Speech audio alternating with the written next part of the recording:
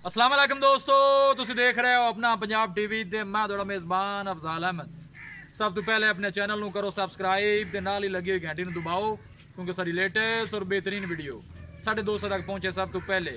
लो जी दोस्तों, जिस तरह तुहानू पता है कि अपना पंजाब टीवी वीरां वास्ते रोज़ कोशिश करता है कि अच्छे तो अच्छा जानवर और मकूल रेट ते जानवर लैके आइए।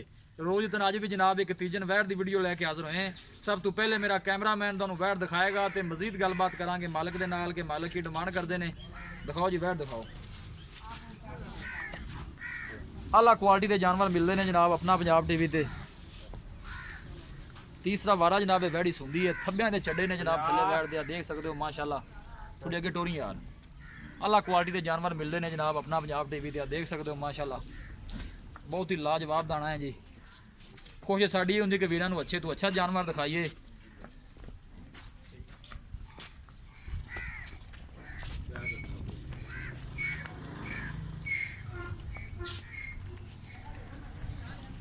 आला नस्ल जात वाले जानवर मिलते हैं जनाब अपना पंजाब टीवी ते। फ्रीजन जनाब क्रास वैड़ थन माशाल्लाह बड़ा खूबसूरत मुठ पर लगे है पूरियां मिरलां दे ऐसा ऐसा टोरिंग भाई।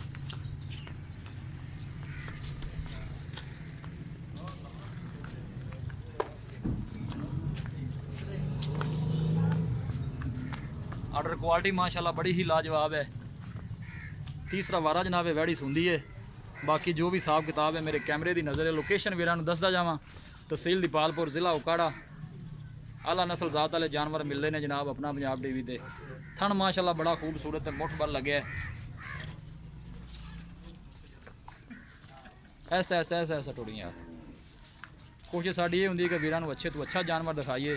आर्डर क्वालिटी माशाल्लाह देखो थब्बियां दे चड्डे ने जनाब। थोड़ी जी एक साइड ते वैड़ ने बल पाई है।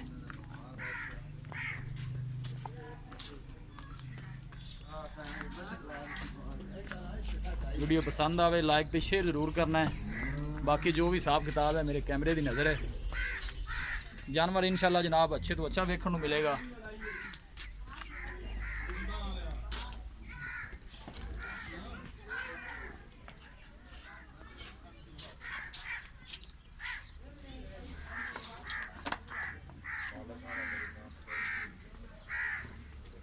जानवर दिखाने दे इंशाल्लाह जनाब पूरी तसल्ली करावांगे। ए देखो माशाल्लाह थन माशाल्लाह बड़ा खूबसूरत मुठ पर लगे है।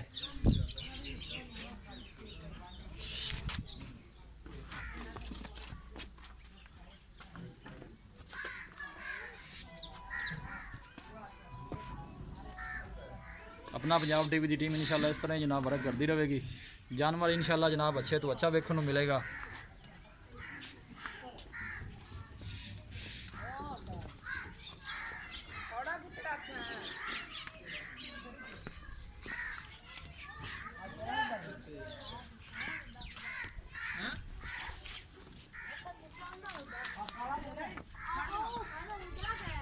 बस ठीक लै जाओ सुबह लै जाओ 500।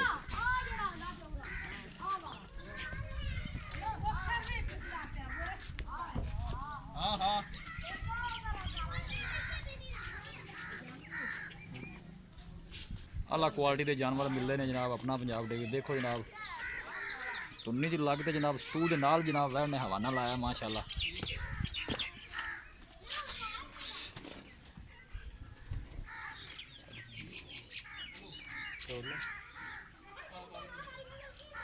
जानवर दिखाने दी इंशाल्लाह जनाब पूरी तसल्ली करावांगे। देखो मैं थन सोहना लगे वैड़ नू। तीसरा वारा जनाब ये सुंदी है।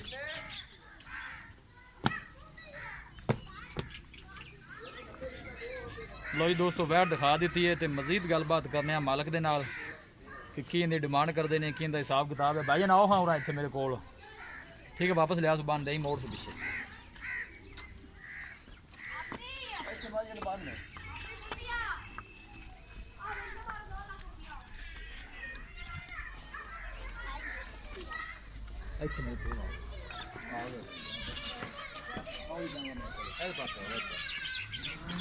अस्सलाम वालेकुम जी। जी वालेकुम सलाम। की हाल है भाईजान? दुआ में भाईजान तबीयत से ठीक अल्लाह है? पाक दा बड़ा की नाम की अपना जी? मोहम्मद अहमद जी। अहमद भाई की हाल है? शुक्र है जी ये जी गां पर दिखाई है, हाँ जी। सब तो पहले ये दसो कि जैन मने सुबह हूं कितना सुनती है? जैन मैन जी तसली वाला तीसरा सुबह जी, पक्की गल गारंटी वाला तीसरा गारंटी वाला तीसरा सुबह जी। दिन किन्ने को और काढ़ी जाएगी सुन? ये दिन जी 3 तो 4 और कटेगी, मतलब तैयार देखो 3 तैयार खड़ी है जी। अल्लाह के कमाल कोई पता सुबह सो जावे या लेकिन 2-3 दिन ले जावेगी। ठीक हो गया जी। दूसरे बारे ਜਦੋਂ ਇਹ ਸੂਈ ਹੈ ਤੁਹਾਨੂੰ ਦੁੱਧ ਰਿਕਾਰਡ ਦਾ ਪਤਾ बिल्कुल पता है जी। गां ਦਾ पिछले सूबे ਦਾ 35-36 ਲੀਟਰ ਰਿਕਾਰਡ ਹੈ ਜੀ। 35-36 ਲੀਟਰ ਦਾ ਰਿਕਾਰਡ ਹਾਂਜੀ। ਅੱਲਾਹ ਖੈਰ ਇਸਲਾਮ ਦੇ ਨੂੰ ਸੁਆਵੇ ਦੇਣਾ इंशाल्लाह जी गां मण पूरा दुध चुआवेगी, ਸੁਆਵੇਗੀ ਜੀ। चुआवेगी इंशाल्लाह। ਪਿਆਰ ਮੁਹੱਬਤ ਵਾਲੀ ਕੀ ਡਿਮਾਂਡ ਹੈ? ਵੈਟ ਕਿੰਨੇ ਦੀ ਦੇਣੀ? डिमांड भैया ने 4.5 लाख रुपए मंगदे पे। 4.5 ਲੱਖ 4.5 ਤੇ ਦੇਣੀ ਕਿੰਨੇ ਚ? को प्यार में थोड़ा ना कर लवांगे, ਦੱਸੋ ਕੋ ਕਿੰਨਾ ਕੁ ਹੋ ਜਾਏ? ਫਾਈਨਲ ਕਿੰਨੇ ਦੀ ਦੇ कोई ਦੇਣਗੇ? 15-20 हजार रुपया थोड़ा ना प्यार में कर 15-20 ਹਜ਼ਾਰ ਹੋ ਜਾਏਗਾ, ਹਾਂ, ਮਤਲਬ 4-30 ਦੀ ਹੋ ਜਾਏਗੀ। 4-30 ਦੀ ਹੋ ਜਾਵੇ। ਕਿੰਨੇ ਵਿੱਚ ਵੀ ਕੋਈ ਮਾੜਾ ਮੋਟਾ ਹੈ ਪਿਆਰ ਮੁਹੱਬਤ को थोड़ा घना प्यार में थोड़ा ना कर लवांगे। ਹੋ ਜਾਏਗਾ? हाँ हो जाए ਜੀ ਠੀਕ ਹੋ ਗਿਆ ਜੀ, ਮਿਹਰਬਾਨੀ। मेहरबानी जी। ਲੋ ਜੀ ਦੋਸਤੋ ਵੈਟ ਦਿਖਾ ਦਿੱਤੀ ਹੈ ਤੇ ਮਾਲਕਾਂ ਡਿਮਾਂਡ ਕੀਤੀ ਹੈ 4.5 ਲੱਖ ਰੁਪਏ ਦਾ ਫਾਈਨਲ ਕਹਿੰਦੇ ਨੇ ਕਿ 4.30 ਚ ਵੈਟ ਦੇ ਦੇਾਂਗੇ। ਅਗਰ ਸਾਡਾ ਕੋਈ ਵੀਰ ਭਾਈ ਆਏਗਾ ਤਾਂ ਮਜ਼ੀਦ ਵੀ ਜਨਾਬ ਦੀਦ ਲਿਆਜ਼ ਹੋਏਗਾ। ਕਿਸੇ ਵੀ ਸਾਡੇ ਭਾਈ ਨੇ ਜਨਾਬ ਵੈਟ ਖਰੀਦਣੀ ਹੋਵੇ ਸਾਡਾ ਰਾਬਤਾ ਨੰਬਰ ਹੈ 0301 45 52 144। ਇਸ ਨੰਬਰ ਤੇ ਸਾਡੀ WhatsApp ਬਣੀ ਹੈ। ਅਸੀਂ ਉਮੀਦ ਕਰਨੇ ਹਾਂ ਕਿ ਸਾਡੇ ਦੋਸਤਾਂ ਨੂੰ ਅੱਜ ਦੀ ਵੀਡੀਓ ਬੇहद ਪਸੰਦ ਆਵੇਗੀ। ਵੀਡੀਓ ਪਸੰਦ ਆਵੇ ਲਾਈਕ ਤੇ ਸ਼ੇਅਰ ਜ਼ਰੂਰ ਕਰੋ। ਮਿਲਾਂਗੇ ਇੱਕ ਅੱਛੀ ਔਰ ਲਾਜਵਾਬ ਵੀਡੀਓ ਦੇ ਨਾਲ। ਆਪਣੇ ਮੇਜ਼ਬਾਨ ਅਫਜ਼ਾਲ ਮੈਨੂੰ ਦਿਓ ਇਜਾਜ਼ਤ। ਅੱਲਾ ਨਿਗਹਿਬਾਨ।